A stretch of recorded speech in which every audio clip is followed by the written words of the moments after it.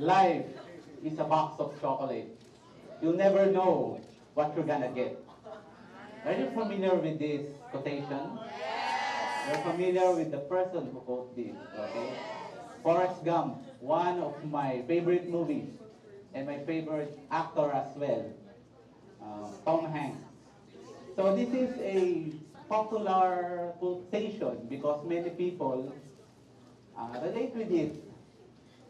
Just like chocolates, life can be unpredictable. Do you agree? So sometimes life can be sweet. Other times life can be bitter. And sometimes it can be in between bitter and sweet.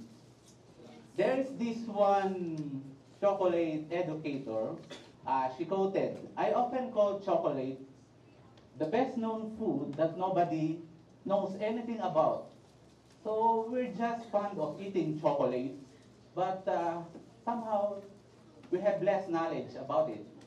So today I am going to talk about chocolate, and I am going to test your knowledge about chocolate. So throughout my talk, I will be asking questions, trivia questions. I've allotted three. Okay, three questions. So here's the catch.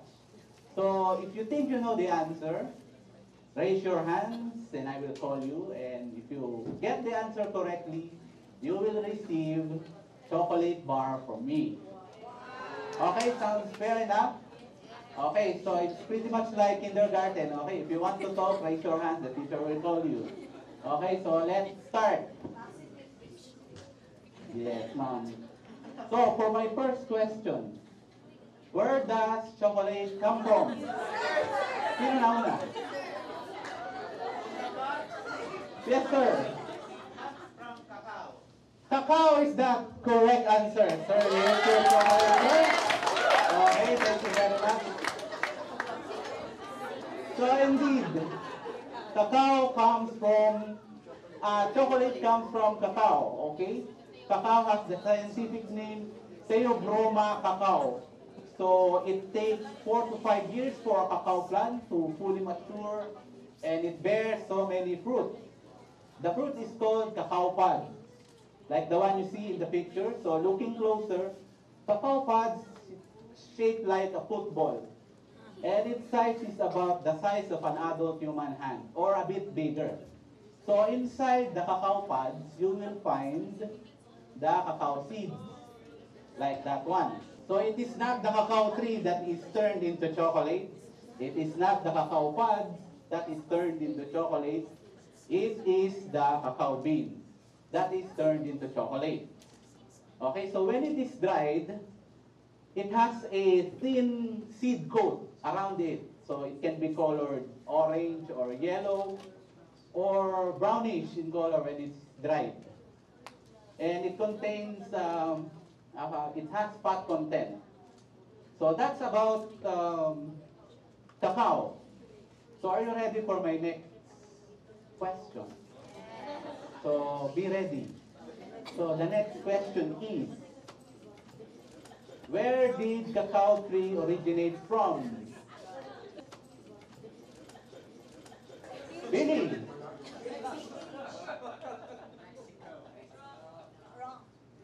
Okay, so we'll talk about continent.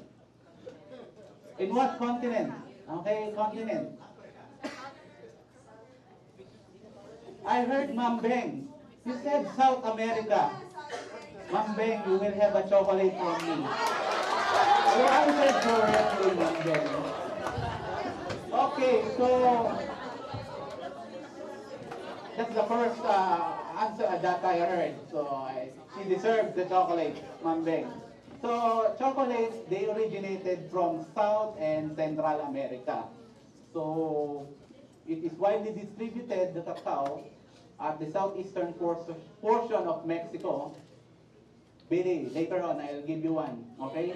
So, and down the Amazon basin. So historians said that the earliest evidence of chocolate consumption dated back, way back, during the pre-Columbian cultures of Mesoamerica. okay, during the Olmec. So that's even before the rise of the Aztec and the Mayan. In fact, the word chocolate is derived, or it originated from the Aztec word Socoatl. So, mahirap bigkasin, ano? Socoatl is the Aztec word for chocolate. It means the drink it's a bitter drink that was brewed from coffee beans. It was only during the time of the Europeans, when they came, that they added sugar. And that drink became popular in Europe way back then. So even the scientific name of cacao, Theobroma cacao, actually means food of the gods. From the Greek word theo, meaning God, and broma means food. So food of the gods. Cacao is very important in the lives of the Mesoamericans. It was even reported that it was used before as a currency. During their culture, during their time, it was used as a currency. So around 100 beans, you can buy a cloth mantle. So just imagine going shopping and paying for what you bought with cacao beans. So that's how it goes way back then. So that's really very important with them. Now that we know that cacao comes from South America, Central America, how did it find its way here in the Philippines? That's the question. Okay, it's true during the Spanish colonial period, through the galleon trade. It was reported that a single cacao plant left Acapulco, Mexico, and it found its way here in the Philippines. Sometime in 1663, others say it was in 1666. So the first documented record of cacao in the Philippines was in 1670. Probably because it takes 4 to 5 years for it to grow. So now we know cacao is grown in many parts of the world. So it has become a global commodity. Okay, that brings me to my third and final trivia question. How much do you think is the projected global demand for cacao? Let's talk about millions of metric tons. You can estimate, just estimate. Millions. Ma'am Beng is eating her chocolate now. So, Let's play the price is right. Ang I still have pinakamalapit. one. Millions of metric tons. Come on, estimate. Sige. Anyone? Go. Okay, Yes. go. The Mitch. How much? 25. Lower than 25 million. That's the big. Go. 10, sir. 10 million daw. Lower still, lower. Denton. 2. A bit higher. Can you just share this last chocolate? Sir Mike, those ones are 5 is the closest. So it is estimated that the global demand for cacao is around 4.7 to 5 million metric tons by the year 2020. So that is our global demand. So throughout the years, over the years, we can see that the demand is really rising. Okay, and it's even projected in the years to come that demand will overtake the supply. So there could be a global supply deficit of about 1 million metric tons by 2020. So if this happens, what would you think will happen to the chocolate industry, the cacao industry? It may be prices of chocolates can go up, or there may be less chocolates available to us chocolate lovers. So actually there is this impending chocolate Armageddon that can actually happen. So we don't want this to happen to us. Okay, so the Philippine government launched what we call the Philippine Cacao Challenge 2020 to address the problem on supply. Okay? So we'll talk about cacao production in the Philippines. So most of the cacao production happens here in Mindanao, 90% of it. Okay, and in the Mindanao production, 80% of that happens here in Davao region. So there are about 20 hectares planted with cacao for production of cacao. And in Davao alone, there are 6,000 hectares of cacao. So cacao usually, traditionally, farmers plant the tree, so they wait for it to mature and grow. So they harvest the seeds, okay, they ferment it, then they dry it. So after drying, they sell it. So selling price of a kilo of dried fermented cacao is about 110 pesos per kilo. So if you have 3.5 kilo of cacao, you can sell that for 385 pesos. Is there a way to increase profits of farmers? Yes, there is. And that is through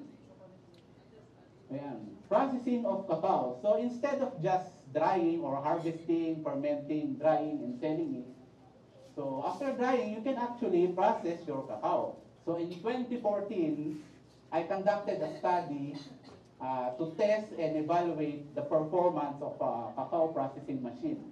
So there is a manufacturer or an inventor in Nabunturan. So he developed the cacao processing machine, and I was the one who tested it. Okay, so this is the picture of the cacao processing machine. So it is basically made up of sheet metal. So the vertical one that you see is the smoke chimney.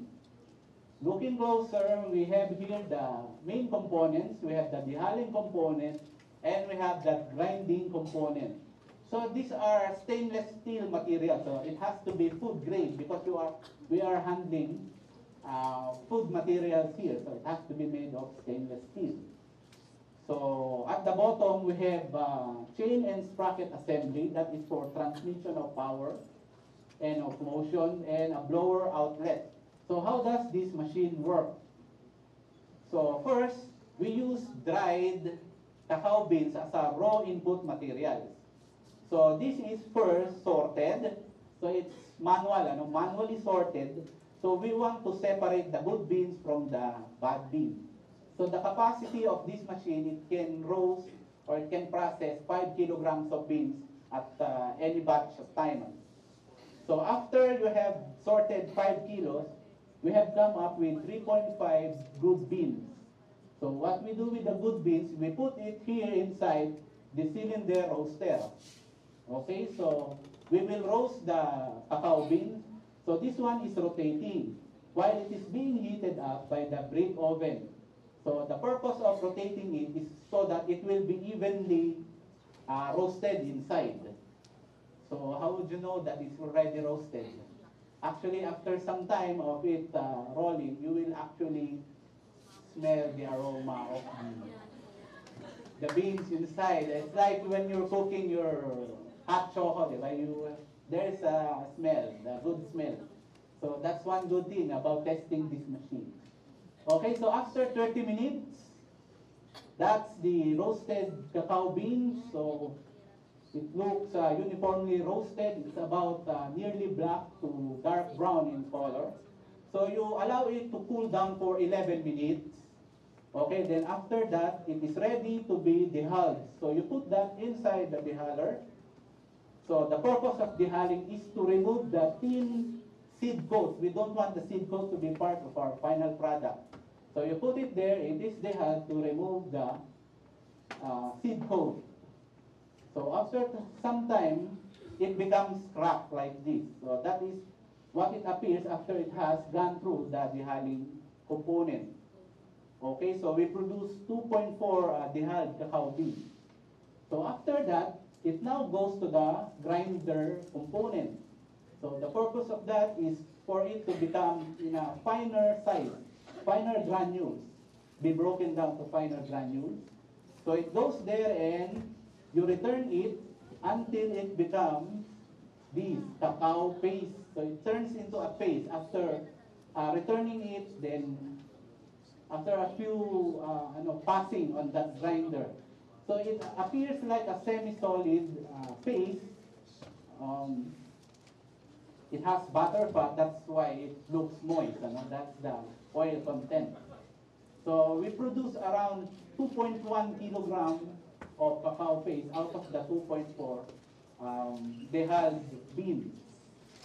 Okay, after that, there is this optional process that we call butter fat extraction. So because of the oil, we want to extract that. So what you do is you put the cacao paste in a cheesecloth, then put it at the butter fat extractor at the chamber. So that chamber has holes at the bottom, perforation, and then you press it with the auger presser so that you will press it down, and then the butter fat will just flow out of the butter fat extractor. There are some producers who use the butter fat as the main product because it has cosmetic properties. They use it as components for their beauty products. So for some. Okay, so after that, that is the final product. Some other farmers, they can turn it into tablea chips, like cylindrical chips. So that is the final product of the machine. So after testing, we found the machine to be working really well. It is able to do its intended function. Okay, and the farmers are now using that machine, and they are now producing tablea in their farms. So we can see here that cacao processing add value to our product. So with that, farmers will be encouraged to go into cacao production. So when there are more farmers who will do cacao production, supply will increase. So how much will farmers earn if they process cacao? Let's see this. So if we have 3.5 kilograms of cacao beans, and you sell it for 110 per kilo, you will have 385. The same amount of cacao, if you process it, you will gain 2.1, or you will produce 2.1 kilo cacao chips, and you can sell that for 350 kilograms, pesos per kilograms, and you will have an income of 735. So that is the effect. You will increase, okay, the value, and then there will be farmers who will be encouraged to go into cacao production. Okay, so what can we do to help cacao farmers? As consumers, okay, so maybe we can buy local cacao products. Okay, Davao is already known for becoming internationally known for our cacao products here. Okay, so that's one thing we can do to help the farmers, or we can eat daily champurrado, okay? Or make it part of our plan meal, okay? Our daily intake of champurrado, or let's drink more hot choco or choco beverage drinks, what have you. Okay, so to end my talk, I would like to end with a quote. All you need is love, but a little chocolate now and then doesn't hurt. May the rest of your days be also as sweet as chocolate. So, thank you.